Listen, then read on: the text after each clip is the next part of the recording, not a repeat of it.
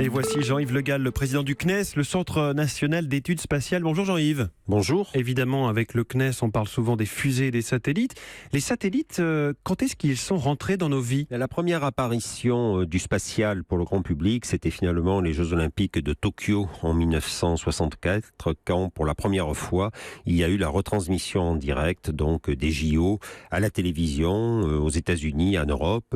Et l'impact auprès du grand public a été extraordinaire. Et puis ensuite, bien sûr, il y a eu ce développement fulgurant des télécommunications par satellite. Mais alors, l'idée de lancer de gros émetteurs dans l'espace, des satellites, c'est bien plus ancien que ça. Les satellites, bien sûr, ont été conçus des années plus tôt. Je dirais que finalement, le visionnaire qui a vu tout l'intérêt de l'orbite géostationnaire, c'est Arthur Clarke qui, dans les années 40, s'est rendu compte que si on positionnait les satellites à 36 000 km au-dessus de l'équateur, ils restent fixes vu de la Terre. Et donc, c'est pour cela que la parabole que vous avez sur votre balcon, eh bien, vous la mettez une bonne fois pour toutes en direction d'un satellite qui est au-dessus de l'équateur. Et ensuite, eh bien, vous avez un bouquet de chaînes. Et aujourd'hui, grâce aux techniques de compression numérique, vous avez plusieurs centaines de chaînes qui tombent du ciel en quelque sorte. Voilà pour les satellites géostationnaires qui ne bougent pas, en tout cas vus d'en bas. Mais il y a aussi des satellites qui, eux, semblent tourner dans le ciel. Alors bien sûr, il y a d'autres satellites. Ce sont essentiellement les satellites d'observation de la Terre qui, eux, sont sur des orbites qu'on appelle des orbites polaires, c'est-à-dire qu'ils tournent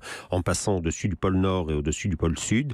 Et comme la Terre tourne sous leur orbite, eh bien, ça leur permet tous les jours ou tous les 2 jours de faire une cartographie complète de la Terre. Mais ces satellites sont des orbites plus basses, de l'ordre de 600 à 800 km d'altitude, alors que pour les télécommunications, on est à 36 000 km. J'imagine que comme souvent avec la technique, les satellites n'ont pas arrêté de s'améliorer et de devenir plus performants, plus précis. Les satellites se développent d'une façon, je dirais, absolument fantastique.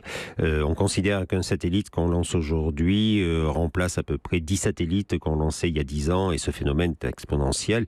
D'ailleurs, c'est un peu être victime de son succès. Les satellites aujourd'hui sont tellement puissants que finalement on en lance un peu moins que par le passé, parce que les objets qu'on lance qui font 6 ou 7 tonnes sont de véritables centraux électroniques qui sont en orbite et qui sont des capacités tout à fait remarquables pour retransmettre les chaînes de télévision, pour retransmettre les signaux, et ce sont des objets technologiques à la pointe de ce qu'on sait faire. Jean-Yves Le Gall, le défi aujourd'hui pour les satellites, c'est d'amener Internet dans des lieux un peu compliqués d'accès. C'est d'amener Internet dans les lieux un peu plus difficiles, et les satellites, justement, c'est vraiment la solution pour effacer ce qu'on appelle les zones blanches. Alors c'est vrai dans des endroits où il n'y a pas d'infrastructure, mais c'est vrai même en France, parce qu'il y a des endroits où la fibre ne peut pas aller, et donc on vient de décider, dans le cadre du plan gouvernemental France Très Haut Débit, de lancer un satellite d'ici 3 ans qui permettra justement de faire en sorte qu'il n'y aura plus de zones blanches en France. Ces satellites encombrent un peu le ciel, Jean-Yves Le Gall, alors je vous propose d'en reparler demain dans votre rendez-vous L'Espace en tête sur Europe 1. À demain. Europe 1.